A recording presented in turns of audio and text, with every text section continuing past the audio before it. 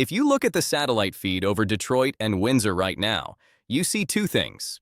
You see the Ambassador Bridge, old, crowded, privately owned, choking on two-wheelers. And then, just down the river, you see the future, the Gordie Howe International Bridge. Massive, gleaming 8 lanes of concrete and steel that were supposed to save the North American economy. It was supposed to open next month. It was supposed to be the handshake that sealed the deal between Canada and the United States for the next 63 years. But 59 hours ago, Donald Trump decided to turn that handshake into a fist. He didn't just threaten tariffs this time. He threatened to keep the gates locked. He went on Truth Social at 3 a.m. Before we go any deeper, make sure you subscribe and drop a comment telling us whether you think Canada or the USS has the real leverage here.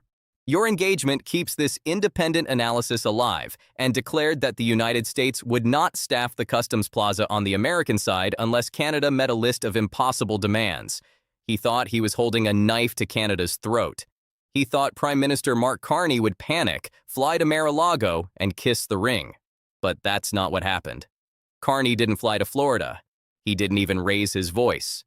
He walked into a press room in Ottawa, looked directly into the camera, and pulled a lever that Washington didn't even know existed. If you thought the trade war was scary before, you need to see what just happened. Because Trump tried to corner Canada, Carney didn't blink. And now the consequences are about to hit every factory floor, every grocery store, and every gas station in America. In the next 47 minutes, I'm going to show you exactly how this bridge became the most dangerous place on Earth. I'm going to show you the Option C document that Carney just activated, and I'm going to tell you why the President of the United States is suddenly very, very quiet. Let's get everyone on the same page because this moved fast. For years, the Gordie Howe Bridge has been building toward completion. It's a project Canada largely paid for $9 billion to ensure that trade keeps flowing. It is the single most important piece of infrastructure in the Northern Hemisphere. Yesterday, the ribbon cutting was practically scheduled. Then, the notification dropped. The White House sent a memo to the Department of Homeland Security ordering a halt on all personnel transfers to the new Gordie Howe port of entry. In simple English, Trump is refusing to put border agents in the booths. If there are no agents, the bridge cannot open. If the bridge doesn't open, $7.8 billion in trade remain bottlenecked at the old bridge, which is exactly what Trump wants. He wants to create a crisis, choke off the supply chain, and then tell Canada, if you want this bridge to open, you destroy your dairy management system. You ban all Chinese EVs and you pay us a security fee of $1,146 per truck. It was a classic Trump shakedown. Create the problem, then sell the solution. The American media immediately started running the headlines. Trump blocks the bridge. Canada in crisis. Trudeau would have folded. But Mark Carney isn't Justin Trudeau. 3 hours after the White House memo leaked, Carney's office released a short statement. It didn't mention Trump. It didn't mention the demands. It simply said that the government of Canada is reviewing the operational status of energy infrastructure corridors in the Great Lakes region. That sounds boring, right? That sounds like bureaucratic nonsense. It's not. It is a threat so precise and so devastating that it took Wall Street about 12 minutes to figure it out. Carney isn't fighting for the bridge. He's threatening to turn off the lights in the Midwest. You are watching a poker game where one guy is betting with chips and the other guy is betting with the electricity grid. And for the first time in a long time, the guy in the White House looks confused. You need to understand why this bridge matters and why Carney's countermove is terrifying the smart money in New York. I want to give you the receipts right now. Receipt 1, the choke point. Look at the numbers. The Windsor-Detroit corridor handles roughly 28% of all trade between the U.S. and Canada. We are talking about $438 to $982 million crossing that river every single day. But it's not just stuff, it's how the stuff is made. An average car part, a fuel injector, a seat frame, a transmission gear crosses that border up to 6 times before the car is finished. 6 times. If you block that flow, or if you slow it down by even 4 hours, the assembly lines in Michigan, Ohio, and Kentucky don't just slow down, they stop. When Trump threatens to keep the new bridge closed, he is keeping that system under stress. He is betting that Canada needs to sell those parts more than America needs to buy them. Receipt 2. The energy map. This is the receipt Trump forgot to read. Carney's threat mentioned energy infrastructure corridors. Here's what that means. Line 5. If you don't know what Line 5 is, you're about to. It's a massive pipeline that carries crude oil and natural gas liquids from Western Canada through Wisconsin and Michigan to refineries in Ontario and, crucially, back into Michigan and Ohio.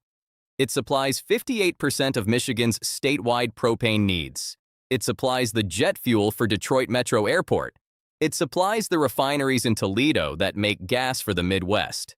For years, the governor of Michigan has tried to shut it down for environmental reasons. Canada has fought to keep it open using a 1977 treaty. Carney's subtle threat yesterday. He's hinting that maybe Canada doesn't need to fight for Line 5 anymore. If Canada decides to restrict the flow of oil into that pipeline on their side of the border, citing market review or supply management, Michigan runs out of propane in 9 weeks. Toledo refineries run dry, gas prices in the swing. States that Trump needs, they don't just go up, they quadruple. Receipt 3, the market reaction. You want to know who believes Carney? Look at the bond markets.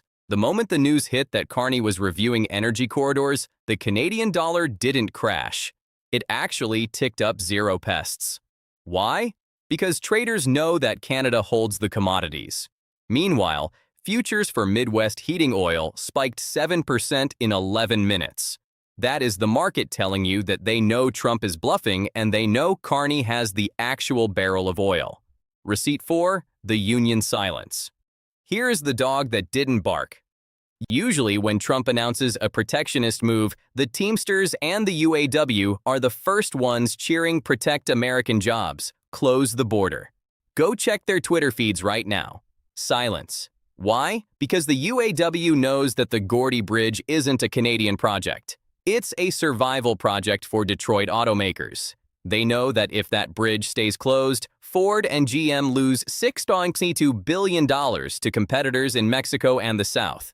They are back channeling the White House right now, screaming at Trump to cut a deal, and Carney knows it. So why is Trump doing this, and why is it spiraling out of his control so fast? We have to look at the psychology of the bully. Trump operates on a very simple algorithm. Maximize pressure, wait for the victim to break, accept a concession, declare victory. He did it to Mexico with the migrant caravans. He did it to NATO with defense spending. And he tried to do it to Canada with the aluminum tariffs back in his first term. But the world has changed since 2016 and Canada has changed.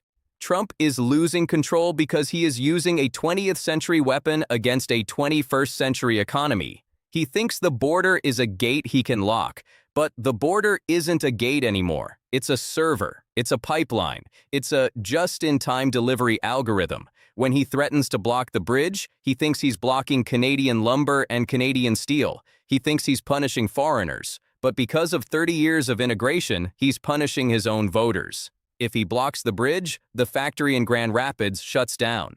The truck driver in Toledo loses his route. The construction site in Pennsylvania runs out of materials. He is punching himself in the face and waiting for Canada to say, ouch. And the reason he is panicking, and you can see it in the frantic tweets, the all-caps rants about ungrateful neighbors, is that he realizes his leverage is fake. He can't actually afford a trade war with Canada. Not right now. Not with inflation where it is. Not with the midterms coming up. He needs cheap energy. Canada has it. He needs aluminum for his defense contracts. Canada has it. He needs uranium for his nuclear expansion. Canada has it.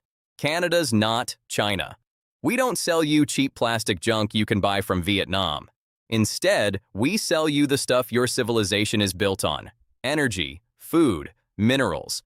Trump is used to dealing with countries that need his consumer market. He is not used to dealing with a country that owns his supply chain, and he is definitely not used to dealing with a leader like Mark Carney.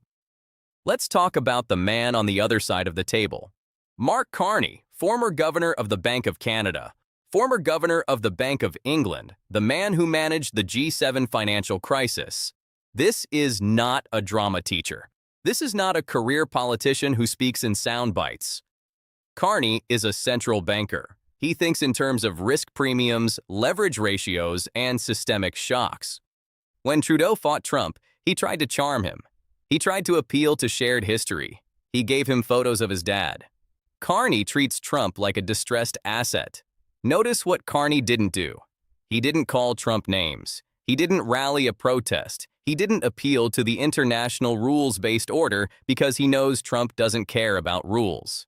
Carney went straight to the balance sheet. His strategy is what military strategists call asymmetric escalation. Trump attacks a symbol, the bridge. Carney attacks a system, the energy grid. Carney understands that Trump is a creature of the news cycle. Trump needs a win today. Carney is playing for the quarter. He is playing for the fiscal year by threatening the energy corridor. Carney is targeting the donors who fund the Republican Party, the co-industries, the refiners, the logistics giants. He is making them pick up the phone and call the White House. He is outsourcing the pressure. He is making Trump's own allies do the work for him. And there's something else: sovereignty. For years, Canadian leaders have been terrified of being called anti-American. They walk on eggshells. Carney seems to have decided that the best way to be pro-Canadian is to stop caring about what the U.S. president thinks. He is signaling a massive shift in Canadian foreign policy. The Donroe Doctrine, as some are calling it, named after the U.S. Monroe Doctrine, but reversed. The idea is, we will sell to you, we will trade with you, but we will not be held hostage by your domestic politics anymore. If you close the door, we open a window to Europe. If you block the bridge, we turn off the valve. It is cold, it is calculated. And it is the first time in history that a Canadian Prime Minister has looked at an American president and said, "Go ahead, make my day." So, what does this mean for you? Maybe you're watching this in Ohio, maybe you're in Alberta, maybe you're in California. This isn't just a political squabble. This is the end of the unguarded frontier. For 100 years, we lived with a myth. The myth that the US and Canada were basically the same country with different flags. That the border was just a formality.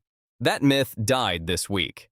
If this bridge dispute continues, we are looking at a permanent thickening of the border. It means prices for cars go up and stay up. Prices for gas in the Midwest become volatile. Food prices, especially in winter, skyrocket on both sides. But the bigger implication is geopolitical. If the United States cannot open a bridge with its closest ally, how can it lead the world? How can Washington tell Europe to trust them? How can they tell Taiwan they have their back? If they can't even staff a customs booth in Detroit because the president wants to score a political point, the Pax Americana is officially over. You are watching the U.S. retreat from being a global leader into being a regional bully. And the tragedy is the bully is losing. Mark Carney is showing the rest of the world the blueprint for how to handle a post-American America. You don't negotiate, you insulate, you build leverage, and you wait for them to fold. There was a moment yesterday that sums this whole thing up. Reporters caught Carney leaving Parliament Hill. A journalist from Fox News shouted a question at him. He asked, "Mr. Prime Minister, are you worried that President Trump will slap a 33% tariff on the bridge tolls?" Carney stopped. He didn't smile. He just adjusted his cufflink, looked at the reporter, and said, "The bridge is built. The concrete is dry. We're opening it. Whether the Americans decide to show up for work is entirely up to them." And then he got in his car. That is the energy. We are moving forward. You can join us or you can stay behind. So where do we go from here? The clock is ticking. The bridge is physically ready. Scenario A. The quiet fold. Wall Street calls the White House. The auto lobby calls the White House. They scream at Trump that he is about to cause a recession in Michigan 3 months before the primaries. Trump declares victory. He claims Canada agreed to some secret demand. Maybe they promised to buy a few more American apples or something irrelevant. He tweets "Great deal with Canada," and the border agents are quietly sent to the booths. The bridge opens. Carney says nothing. He lets Trump have the fake win but keeps the real victory. Scenario B. The escalation, the dangerous path. Trump's ego takes over. He feels humiliated by Carney's silence. He doubles down. He issues an executive order designating the bridge a national security threat. He deploys the National Guard to physically block the U.S. exit ramps. If this happens, Carney executes option C. The energy flows restrict. The Canadian ambassador is recalled for consultations. The Canadian dollar dips, but the U.S. Midwest economy goes into cardiac arrest. We are in a full-blown trade war that makes the 1930s look like a picnic. Scenario C, the pivot. This is the wild card. Carney uses this crisis to announce a massive new trade deal with the EU or China, signaling that Canada is permanently diversifying away from the U.S. He says, since the U.S. is no longer a reliable partner, we are prioritizing the Atlantic corridor. This would be a generational shift. It would mean Canada is effectively filing for divorce. Right now, looking at the silence from the White House, I think we're heading for scenario A. But with Trump, you never know when he's going to flip the table just to hear the glass shatter. This is history happening in real time. We used to think the Canada-US relationship was like gravity. It just existed. It couldn't be broken. Donald Trump proved it can be broken. Mark Carney is proving it can be leveraged. The bridge is just steel and concrete. But what's happening around it is the story of a new world order where the United States is alone and Canada is finally standing up. I want to know what you think. Is Carney playing a dangerous game with the U.S. economy, or is this the only language Trump understands? If you were in Carney's shoes, would you turn off the oil? Let me know in the comments. And make sure you subscribe and hit the bell, because if that bridge opens or if it stays closed, you're going to need to know what happens to your wallet the next